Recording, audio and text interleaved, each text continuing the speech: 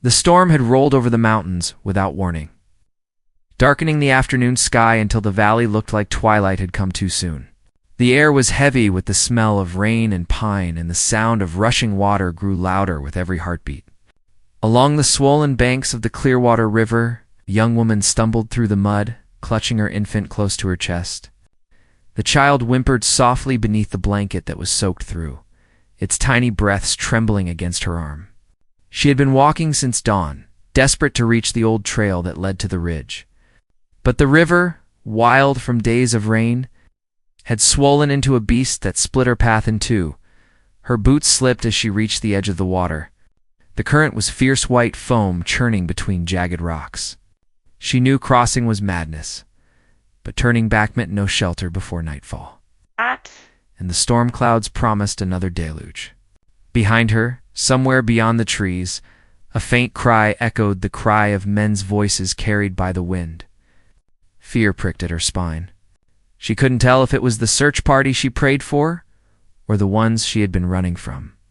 All she knew was that she couldn't be caught here, not with the baby. She took a deep breath, tightened her grip on the infant, and stepped into the freezing torrent. The water struck her knees like a hammer. It was stronger than she'd expected, pulling at her skirts, biting through the fabric until her legs went numb. She moved slowly, pushing through the current, one trembling step at a time. The baby began to cry louder, and she whispered softly against its damp hair, trying to calm it while her heart thundered with terror. Midway through, a branch swept past her like a spear, nearly knocking her off balance. She gasped, grabbing a half-submerged log for support, but her foot slipped on a hidden rock. In an instant, the current tore her from the shallow edge and sent her spinning into deeper water. The world became a blur of cold and chaos. She clung to the baby with one arm and the log with the other, coughing as waves splashed over her face. Her hair tangled across her eyes, and she couldn't see the far bank anymore, only the raging water all around. Somewhere the child screamed, but the roar of the river drowned it out. She tried to push herself up, her body trembling from exhaustion, but the current was too strong. The log spun sideways, dragging her downstream toward a line of boulders that split the current like knives. If she hit them, it would be over. High above the riverbank, a rider appeared through the mist. His horse, a dark Mustang streaked with mud, reared at the edge of the slope. The rider leaned forward, scanning the river below. Through the rain, he saw her one arm flailing above the water, the other clutching the bundle against her chest. He kicked his heels, urging the horse down the bank. The hooves thundered through the wet earth, sliding dangerously as the animal fought for footing. But the man didn't hesitate. When he reached the shallows, he threw himself from the saddle and into the river without a second thought. The shock of the cold hit him like a wall, but he powered through it, using his strength to fight the pull of the current. The woman's eyes widened as she saw him coming. Her voice broke in panic, half warning, half plea, but he only shouted back for her to hold on. A wave lifted her, crashing her against the log. Pain flared through her shoulder, but she refused to let go. The baby's cry grew weaker, muffled under the roar of water and wind. She could feel herself slipping, her fingers raw and shaking. When suddenly, a strong hand seized her wrist. He pulled hard, his muscles straining as he fought the current that tried to drag them both under. The woman gasped for air, the icy water burning her lungs. For a moment, she thought they would both drown. But he pushed the log toward the shallow bend, using it as a shield against the torrent. His breath came in rough bursts, his dark hair plastered to his face, his chest heaving as he forced her closer to safety. When they finally reached the gravel edge, he grabbed a rock and hauled her out first, then reached for the child, who was still bundled tightly in her trembling arms. She fell to her knees, coughing water, clutching the baby to her chest. The man crouched beside her, drenched and gasping, watching to see if the child was breathing. After a moment, the baby let out a thin, broken cry. Relief flooded her face. Tears mixed with the rain as she pressed her forehead against the little one's. The rider glanced. Upstream already, the water was rising higher, turning the riverbank into a slick wall of mud. They couldn't stay here. He took her arm gently, helping her stand. "You'll freeze if we don't move," he said, his voice rough from the cold. She looked up at him, shivering. His clothes clung to his skin, the leather bands around his neck glistening with water, tribal beads and turquoise shining faintly through the rain. There was strength in his presence, but something else. Tuan, unspoken kindness, quiet and sure. She wanted to ask his name, to know who would risk his life for a stranger, but the words wouldn't come. All she could do was follow his lead as he guided her toward the trees. Where the storm thrashed the forest with wind and rain, they reached a small cluster of boulders, where the trees grew thick enough to break the worst of the storm. The man knelt to check the baby again, his hands surprisingly gentle for someone who looked like a fighter. "He's cold, but breathing," he said, his voice low. The woman nodded weakly, her eyes glazed with exhaustion. "You shouldn't have come in after us," she whispered. He looked at her, rain dripping from his lashes. "Didn't seem right to just watch," he said simply. Lightning flashed across the sky, and for an instant the valley glowed white, the raging river below, the dark ridges above, and two strangers caught between them. The woman shivered again, pulling the baby closer. "There were men behind me," she said, her voice shaking. They were following. Ow. The rider's jaw tightened. He turned his head toward the sound of distant thunder roar. Was it horses? The echo rolled through the canyon, low and uncertain. "Then we'd best keep moving," he said. She hesitated, glancing back toward the river. "I can't," she whispered. "I can barely stand."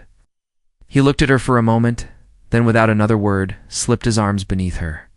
She gasped, clutching the baby tighter as he lifted her effortlessly. "Hold on," he said. "I'll get you to higher ground."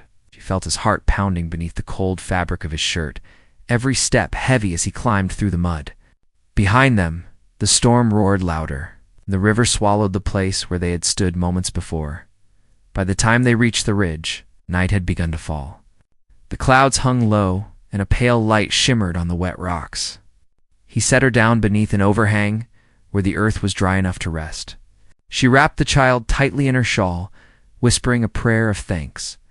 He stood near the edge, watching the valley below as the rain softened into mist. His horse waded downstream, still pacing nervously, its reins tangled in the brush.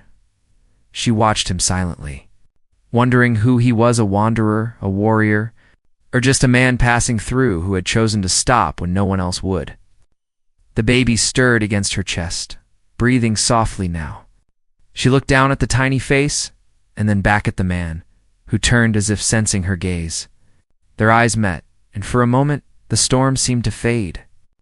But before she could speak, the sound of distant hooves echoed again through the canyon, closer this time. He looked toward the darkness, his hand instinctively moving toward the knife at his belt. The wind shifted, carrying the faint call of a man's voice. The rider stepped forward, eyes narrowing. Whoever was coming, they weren't far. The woman held her child tighter, fear returning to her chest like a weight. The man turned to her, his voice low and steady. "Stay quiet," he said. "Whatever happens, don't move until I tell you." She nodded, her breath trembling.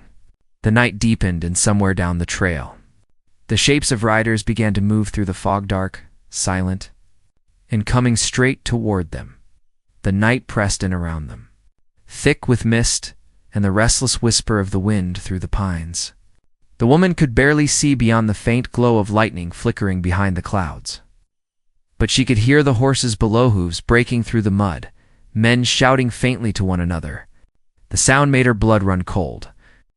The rider beside her crouched low, his breath steady but watchful. The faint gleam of his knife caught what little light there was. He was ready, but she could tell by the set of his jaw that he didn't want to fight unless he had to. She tried to quiet her child, rocking him softly, her fingers trembling from exhaustion. The baby stirred, but didn't cry, as if sensing the danger in the air. The rider turned to her and whispered, "They're tracking you."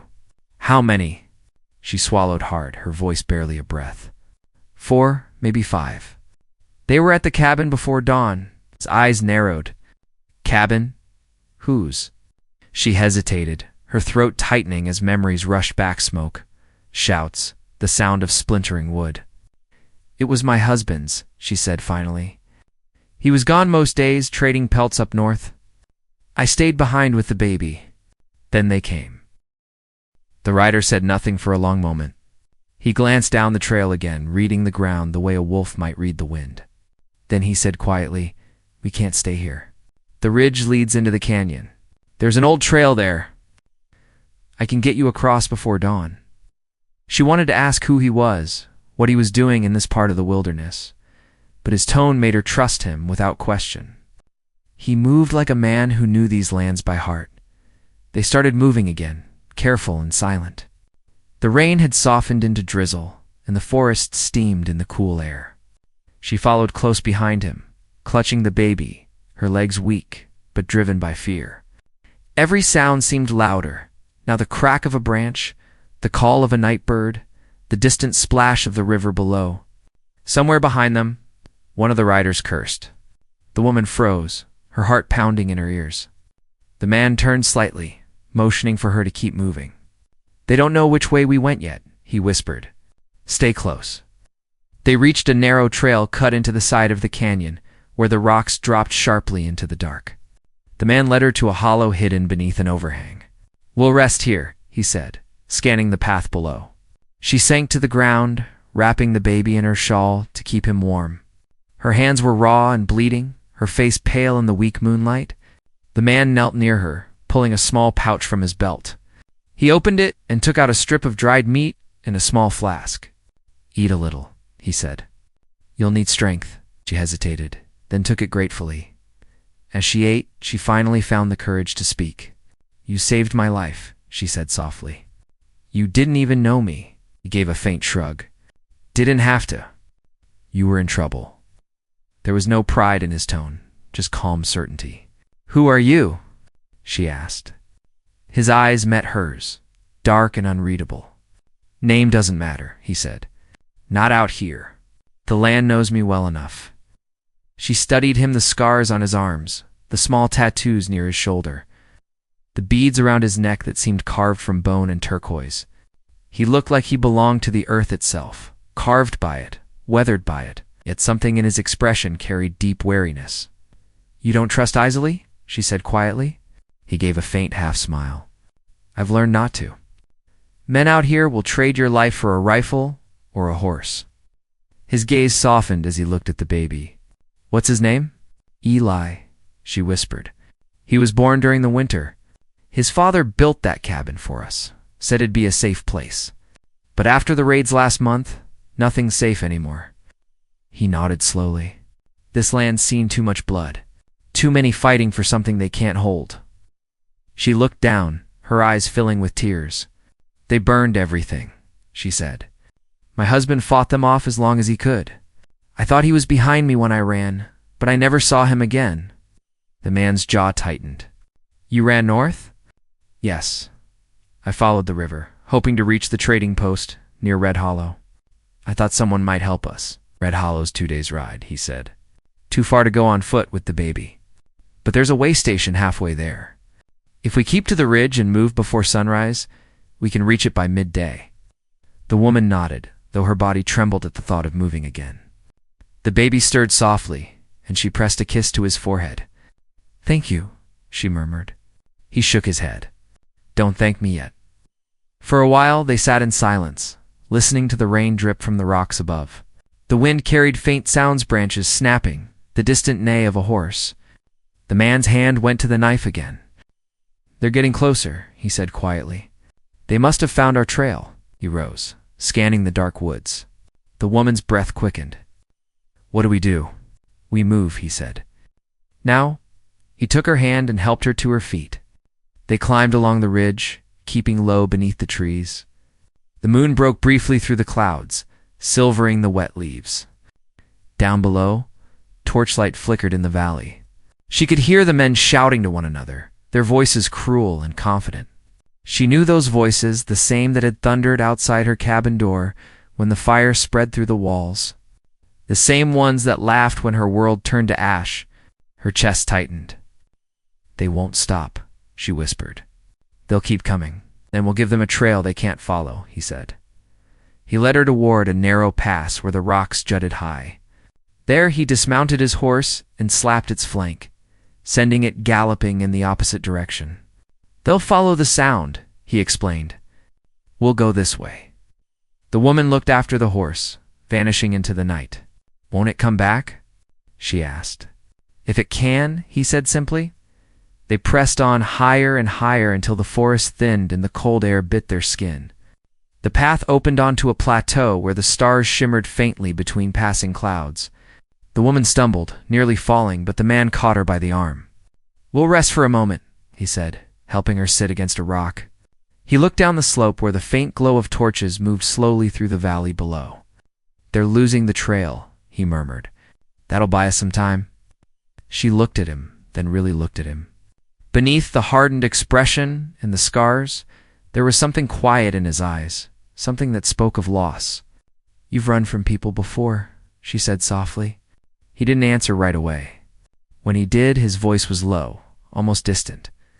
"A long time ago, I lost someone too. Someone I couldn't save." The wind shifted, carrying the smell of wet pine and smoke from the valley below. The woman looked down, her fingers brushing over the child's blanket. "You're not like the others," she said. "You didn't have to help me." He met her gaze, steady and calm. "Maybe I needed to," he said. For a few minutes, neither spoke.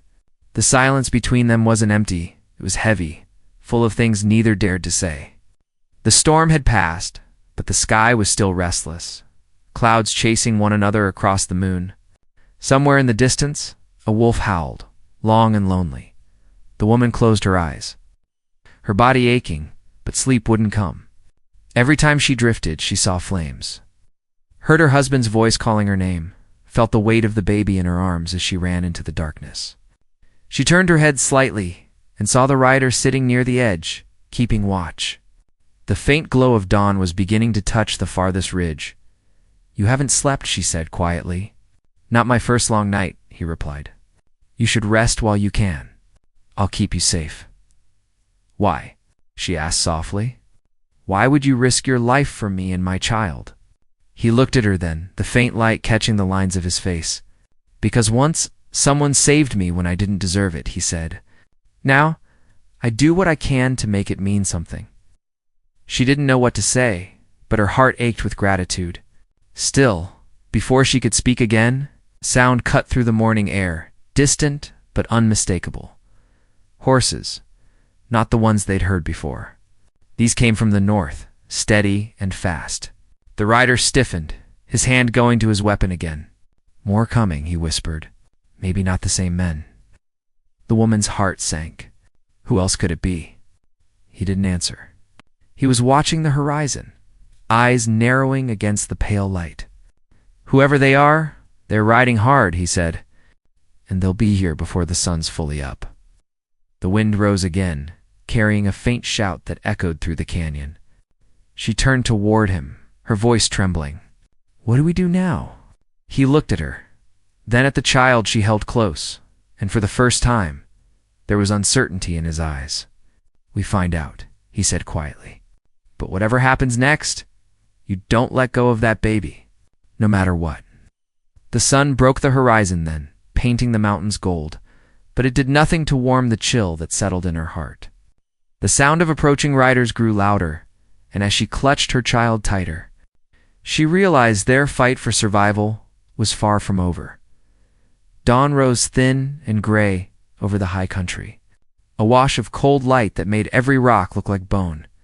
The riders studied the horizon where the new sound of hooves kept growing, steady as a drum. The woman pulled the shawl tighter around Eli and kept close to the stone overhang, trying to keep the wind off the baby's face.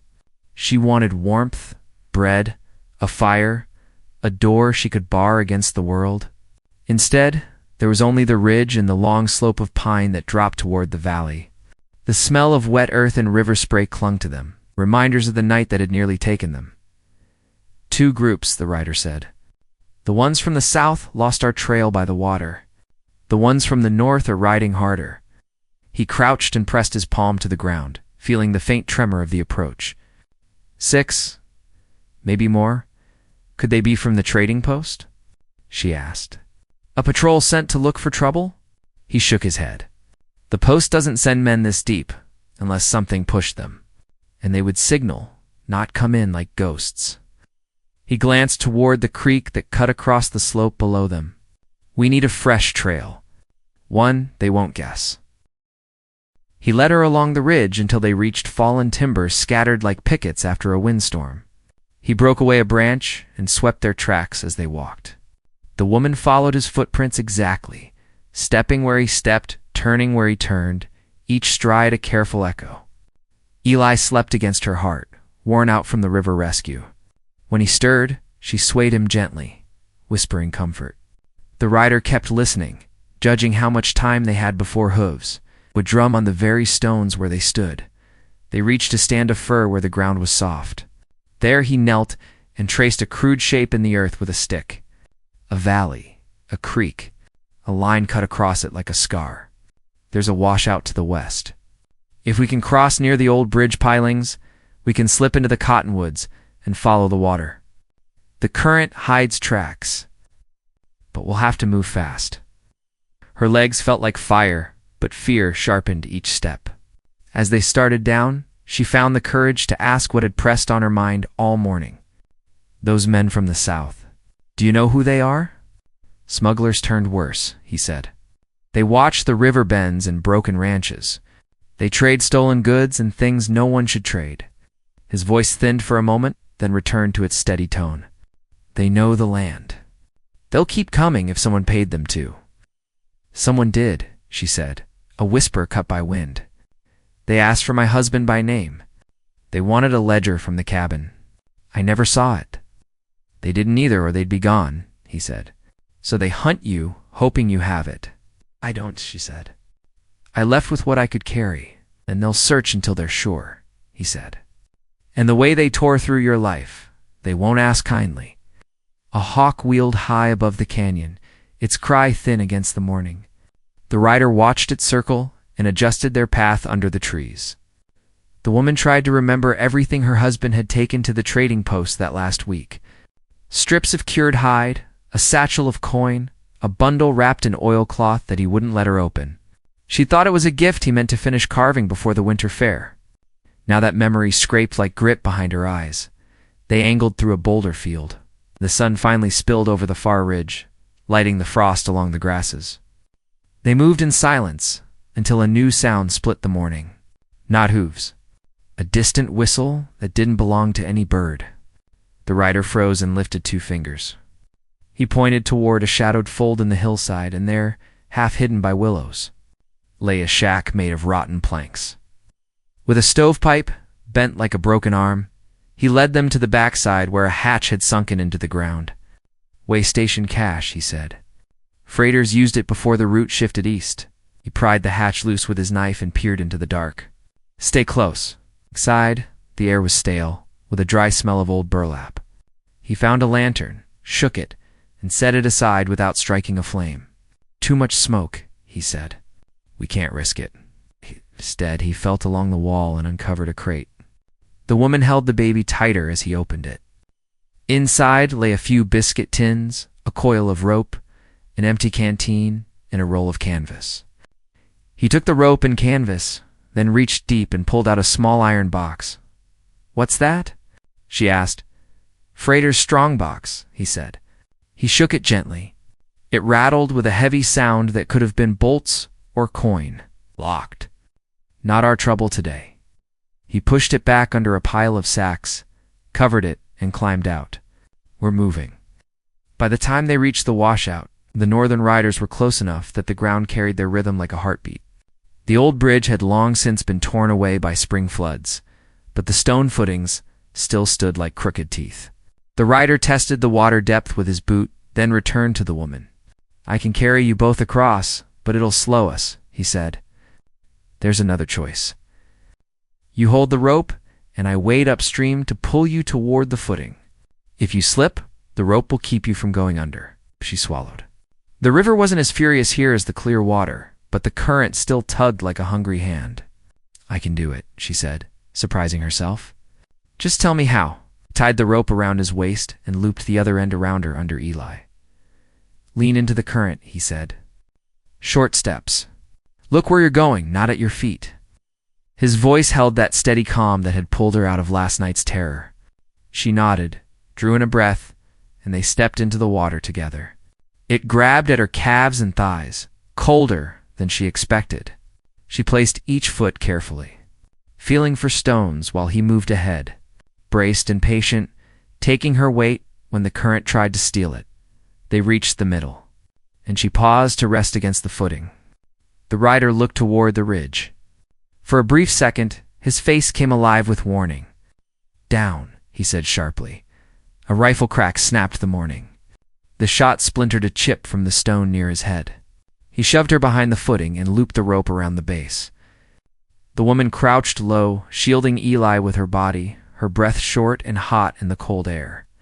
Across the wash, a figure on a tall gray horse sat motionless, a long coat drawn tight. The rifle held with the ease of a man who'd handled one all his life. He didn't shoot again.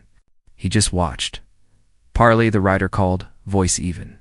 There's a baby. The man on the gray horse tipped his hat, and the wind carried his answer, calm and unhurried. You're a bold one. Word said you rode this way. We only want what's owed. Hand over the woman. We'll let you walk. The rider laughed once, a sound without joy. Not today. From the trees to the north, 2 more horsemen stepped into view. To the south, another pair appeared on the far ridge, peering down. The ring wasn't tight yet, but it was closing. The rider weighed his options with a quick, quiet look at the water, the footing, the slope, the cottonwoods downstream. Then he did something she didn't expect. He raised his empty hands and called again. I'll talk. No tricks. The man on the gray horse gave a small nod. Step away from the stone. The rider moved slowly into the open, the rope still tied at his waist. The gray horseman nudged closer, keeping a distance that told the rider he wasn't foolish. Up close, the woman saw his face. Not young. Not old. Weathered in a way that suggested too many deals made in the wrong light. His eyes slid past the rider to where she crouched with the child. You won't get to the post, the gray horseman said. Trail watch will turn you back. The ledger is all we want. I don't have it, the woman called back, her voice shaking. Then your husband does, the man replied. And if he's not breathing, somebody buried it. You'll show us where. The rider kept his hands raised. If you're so certain she knows, why burn her cabin down? Insurance, the man said. His gaze returned to the rider. You're far from your people. Why step in? Because it was right, the rider said. Right doesn't feed a camp, the man said, almost kindly. This is business. While they spoke, a movement flickered at the edge of the cottonwoods. Another horse, lean and skittish, slipped along the bank. The woman recognized the shape and held her breath. The mustang the rider had turned loose in the night had tracked back like a loyal dog. It picked its way toward the broken pilings where the water ran shallow.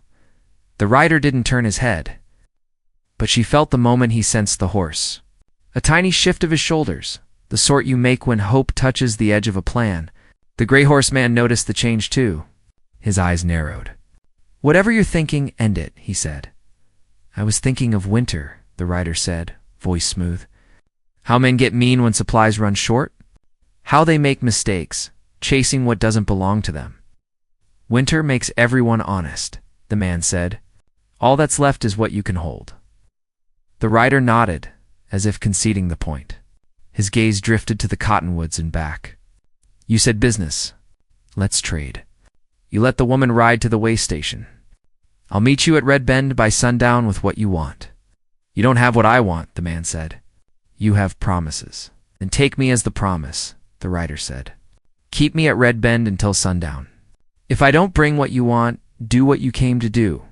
But let the woman and child go. Silence fell, heavy and strange. Even the creek seemed to hush. The woman stared at the rider, the cold stones cutting into her knees. Her heart hammered with fear and a pull she didn't want to name. She wanted to call out, to tell him no, but any word might break the fragile pause. The gray horseman tilted his head. He wasn't used to bargains he didn't propose. He glanced to the north, where one of his men made a small shrugs and palms gesture. That said, they could take the offer and still have the advantage. The gray horseman looked back at the rider. "Why should I believe you won't vanish into the hills the moment we turn away?" "Because I said I wouldn't," the rider replied. There was no bravado in his voice, no swagger, just truth that landed like a stone. "And because if I vanish, you'll never find what you're chasing. I know this land better than your maps." The man considered, then lowered his rifle an inch. "You'll walk with us to Red Bend. The woman rides south. If you try a trick, if anyone follows, the bargain ends." The rider gave the smallest nod. He began to unwind the rope from his waist, still standing between the men and the woman. When the line was free, he tossed one end to her. "Tie it." "Around the saddle, when you reach the Mustang," he said, as if this were an ordinary morning and they were discussing a river crossing. Her mouth was dry. "I don't want to leave you," she whispered. "You won't," he said, so quiet only she could hear. "You'll go ahead of me so I have something worth walking toward." The gray horseman lifted his hand, and two riders edged closer to the ridge path, keeping space for the woman to cross. The Mustang's ears flicked forward as she called softly. It stepped into the shallows and came to her, nose cold against her wrist. She tied the rope to the saddle horn with stiff fingers and used a broken piling to climb up, breath shaking. The rider never took his eyes off the men. Eli stirred at the change in motion, and she patted his back, whispering comfort that sounded more like a prayer. "South," the gray horseman said, pointing with the rifle. "Stay by the creek. If you turn east toward the post before noon, the deal's done." Well, the rider met her eyes for a heartbeat, a look that carried a promise without words. Then he turned to the men and held out his wrists, as if to say he understood the rules just declared. The gray horseman didn't bind him. It wasn't trust. It was confidence and numbers. He only gestured toward the ridge trail with a small sweep of his barrel. The woman pressed her heels to the Mustang and felt it gather under her like a spring. The creek splashed at its legs as they moved along the bank into the cottonwoods where the shade mixed with pale light. With every stride, the distance widened. She didn't look back. She couldn't. The rope trailed behind, a small line tying her to the stone footing and the man who had stepped into a river for her. The current tugged at the rope, snagged it, let it go. After a bend in the creek, the cottonwoods opened onto a meadow no wider than a barn, fringed with willow. She pulled up and listened. No hooves behind her, only wind. She slid from the saddle and checked the knot, then retied it with shaking hands, trying to make sense of the choice they had made. South lay the way station and a chance to breathe. East lay the trading post and the law. North lay Red Bend and a bargain made in cold water. She thought of the ledger the men wanted. Her husband's ledger, if it existed. She had never seen it, but she knew the places he'd hidden things. Loose floorboards, hollow beams, a tin buried under a cedar stump. The cabin was ash now, but the cedar still stood behind it, gnarled and stubborn. If the ledger lived, it might be there. And if it held names, routes, deals, could explain why men with hard eyes would ride 2 days through storm and darkness. She lifted Eli, kissed his damp hair, and put him back against her chest. Then she remounted and turned the Mustang south, following the creek, as the rider had said. Each hoofbeat carried her farther from the man who had made himself a promise on her behalf. She told herself she would do as he asked. She told herself running was not the same as leaving. But at the first fork in the water, where a narrow stream broke east toward the hills, she stopped again. The wind shifted, and with it came a faint echo from far behind. Not words, not a cry. Just the lean sound of steel on stone. She felt it in her bones more than she heard it. She looked down at the fork and up at the sky where the hawk had become a small arrow against the blue. She breathed once, twice, steady in the wild jump of her heart. Then she made her choice. Nudged the Mustang forward and rode into a path that would not take her to safety yet, but toward a truth that had waited in the roots of a cedar for too long. The trail wound east through the hills, where the morning mist had yet to lift. The woman rode slowly, her mind caught between the path ahead and the man she had left behind. Every sound seemed to carry his voice, every shadow his shape. Eli slept quietly against her chest, his warmth the only thing grounding her to the moment. She wanted to keep riding south, as he'd told her, to believe she was safe now. But the thought of him walking alone with those men pressed too heavy on her heart. She turned her eyes toward the low mountains that marked Red Bend and whispered, a silent promise that she would not abandon him. The Mustang's hooves splashed through shallow water as she followed the narrow creek east. The air grew colder, and a thin fog rose from the ground, wrapping the trees in gray. She knew the cedar tree still stood somewhere ahead, her husband's tree. If the ledger truly existed, if it was what those men wanted, it might be the only thing that could buy the rider's life. She kept moving, each breath sending a small cloud into the cold morning air. When the creek curved north, she saw the black scar of the old fire on the horizon. Ash still clung to the broken timbers of her cabin, barely standing. Her heart twisted as she dismounted, the Mustang snorting uneasily at the scent of smoke still trapped in the earth. She tied its reins to a branch and walked through what was left of her home. The boards were charred to dust, the air still faintly bitter. She stepped over the remains of the hearth, remembering where the cradle once stood, and then turned toward the hill where the cedar grew. It stood tall against the wind, old and gnarled, with roots twisting deep into the ground. She knelt near its base, brushing away damp leaves. Her fingers found the spot her husband had once marked with a small stone carved with a cross. She dug with trembling hands until her nails struck metal. A tin box, blackened with age. She pulled it free and pried it open. Inside lay a small leather-bound book, its edges curled and its pages smudged with dirt. The handwriting inside was her husband's, neat, precise, and coded in a way that wasn't meant for her eyes. Names, numbers, dates, shipments. Her breath caught when she saw the last page. A signature from a man she recognized the same. One on the gray horse.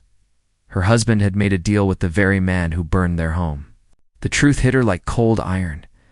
They hadn't come to rob him. They'd come to erase a witness. She heard a sound, then hooves, faint but steady. She closed the box quickly and pressed it under her shawl. From behind the cedar, a figure appeared. Not the rider. A younger man, one of the Gray Horse leader's men. He froze when he saw her. "You," he said, surprise and recognition flashing across his face. "You're supposed to be south by now." Before she could move, he swung off his horse and came toward her. She backed away, clutching the child close. "Stay where you are," she said, her voice shaking. He only grinned. "You've got something that belongs to my boss." She took a step back, her heel catching a root. He reached for her arm, but the Mustang reared suddenly, its scream echoing across the ridge.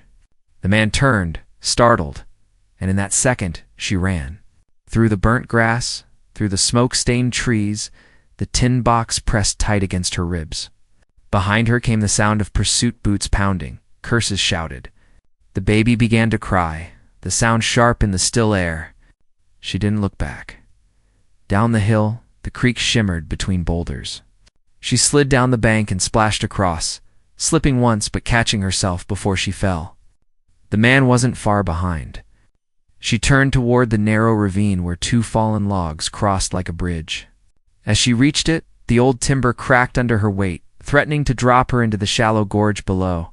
She moved faster, clutching Eli to her chest.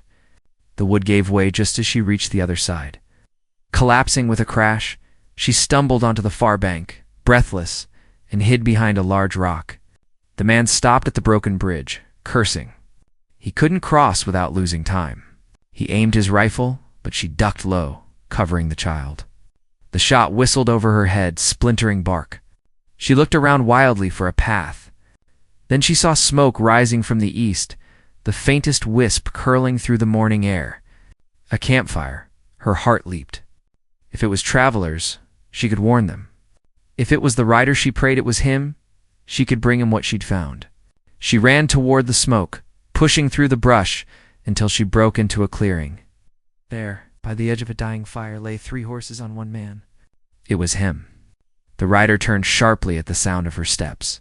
He was bruised, a cut darkening his cheek, his hands bound with rope, but his eyes still fierce. Around him stood two of the gray horseman's men, arguing over something. They hadn't seen her yet. She crouched low behind a fallen log, her breath trembling. She could hear their voices. "Boss says we move him by noon," one said. "Red Ben's crawling with watchers. We'll wait here till dark." "And what about the woman?" The other asked Bozel's handler. "If she shows up, she's done." The rider's voice broke in quietly. "You think he'll let you walk free after that? He doesn't share profit. Only graves." The first man laughed. "You talk too much." He kicked dirt onto the fire and turned away. The woman took a breath, gripping the tin box. She couldn't wait. She crawled through the brush until she reached the edge of the camp. Her fingers found a rock the size of her hand. She glanced at the baby, who stared back with wide, silent eyes. "Hold on," she whispered, setting him down in the grass beside the log. She stood, heart pounding, and threw the rock hard. It struck the side of one man's horse, which reared violently, knocking its owner to the ground. The rider used the chaos to lunge at the second guard, driving his shoulder into the man's chest. They fell hard, wrestling in the dirt. The woman grabbed the knife from the fallen man's belt and cut the rope from the rider's wrists. He rose fast, shoving her back toward the trees. "Take the baby and run," he said. "I'm not leaving," she said, her voice shaking but firm. She handed him the tin box. "I found it. It's what they want." His eyes widened when he saw it. "Then you've just made yourself their prize." He shoved the box into his satchel, grabbed her hand, and pulled her toward the horses. The men were recovering, shouting, firing wildly into the air as they ran. The rider swung her onto one horse, lifted the baby into her arms, and leaped onto another. "Ride for the ridge," he said. "Don't stop." They tore through the forest, branches whipping past, the sound of gunfire chasing them. The woman clung to Eli, feeling the horse's muscles strain beneath her. The rider stayed beside her, shouting directions over the wind. The path narrowed, leading toward the cliffs above Red Bend.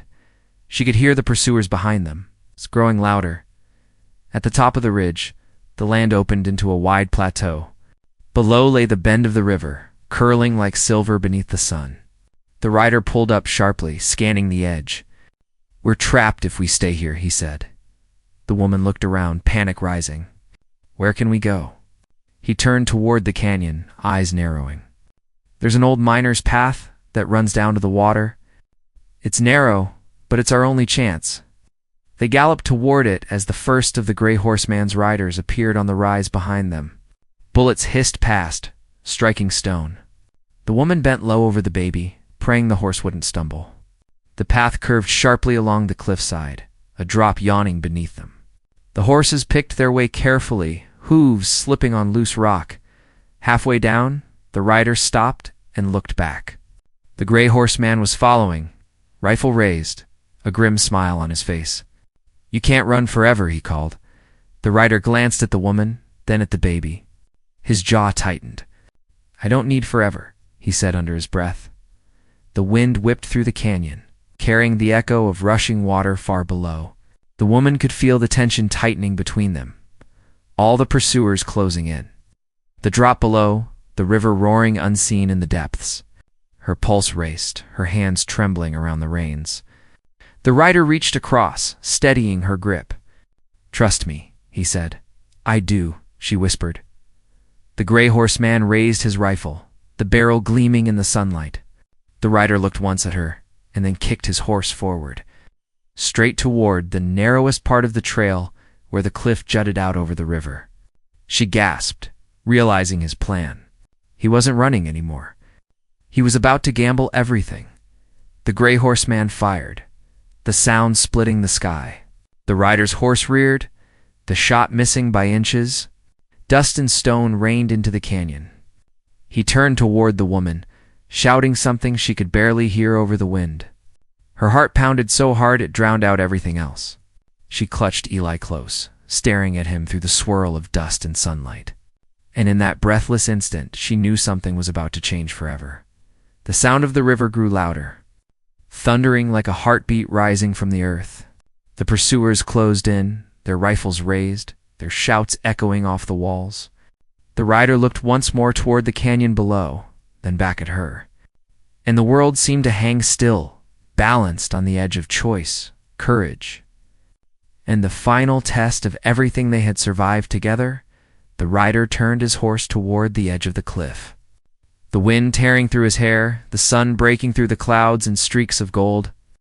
The roar of the river below was deafening, a wild force that seemed to call them both toward fate.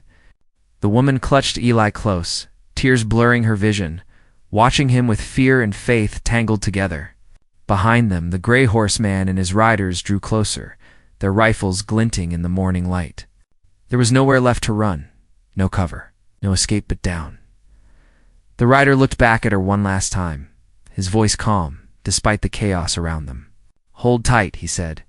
"No matter what happens, don't let go." She nodded, her breath trembling as he urged his horse forward, galloping straight toward the ledge. At the last instant, he reached for her reins, pulling her horse alongside his. The two animals leaped together into the open air, disappearing into the mist and spray below as a volley of bullets echoed behind them. For a heartbeat, the world vanished into noise and water and light. The plunge felt endless, the fall stealing every breath she had. Then came the crash, cold and blinding as the river swallowed them whole. The current dragged them beneath, spinning them through a rush of foam and stone. She held Eli to her chest with both arms, kicking against the pole, praying through the panic. A strong hand grabbed her from behind his hand, and together they fought their way toward the surface. When they broke through the water, gasping for air, the current carried them downstream. The rider wrapped one arm around her and the other around a floating branch, steering them toward a bend where the water slowed.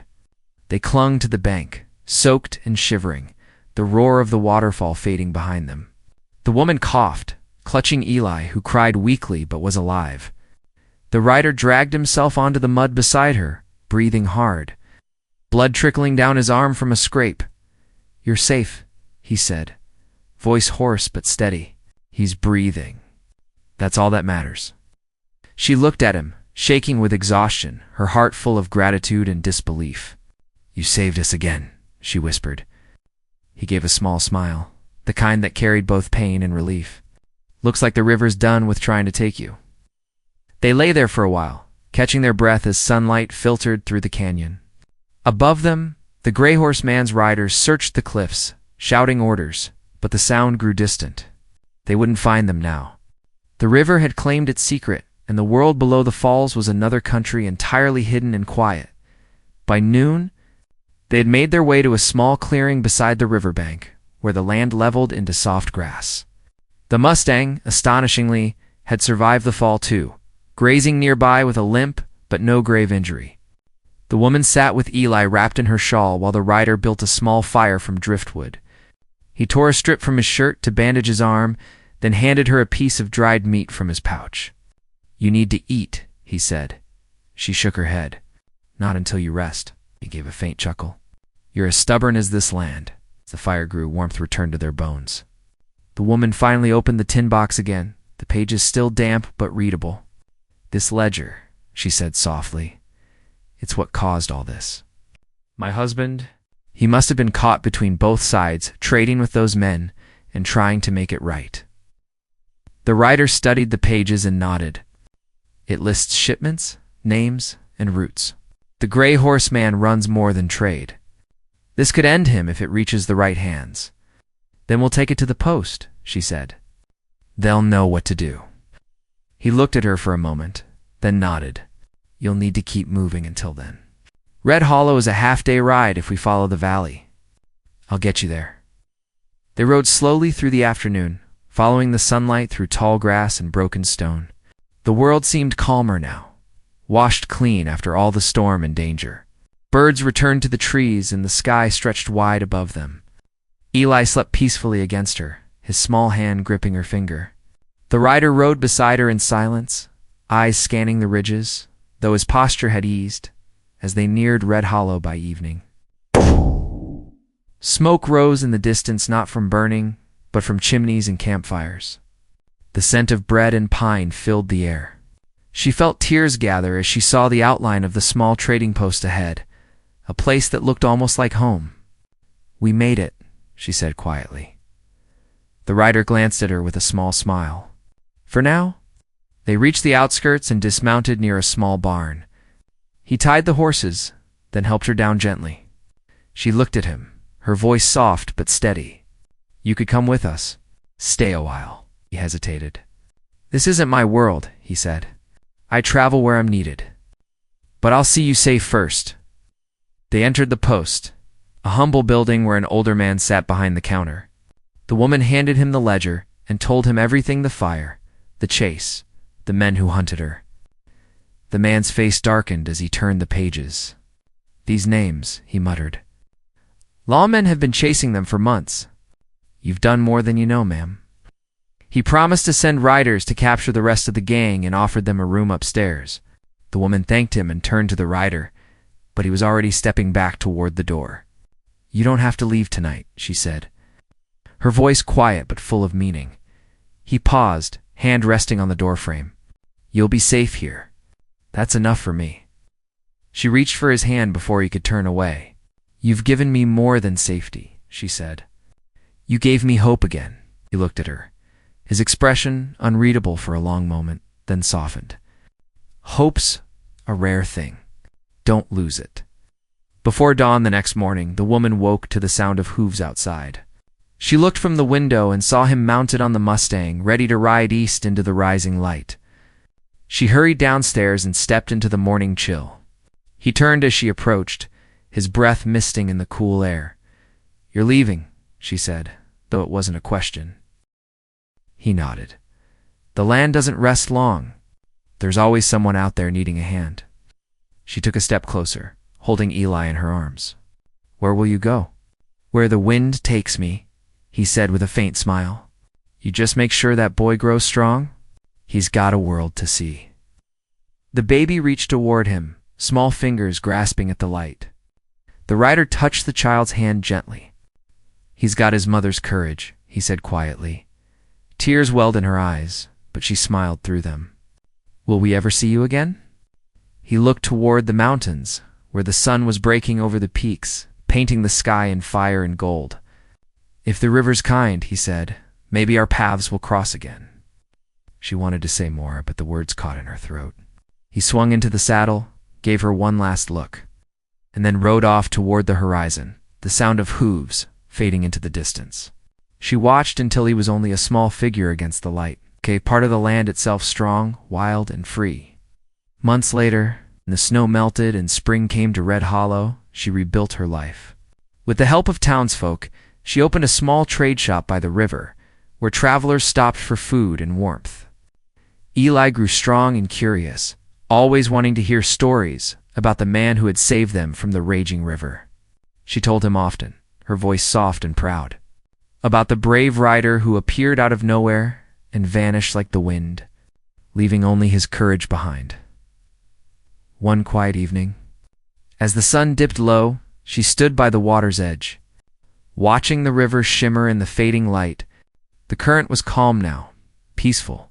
She closed her eyes and whispered a prayer of thanks to the man who had leaped into the storm for her, to the land that had tested and spared them, and to the hope that had survived through every trial.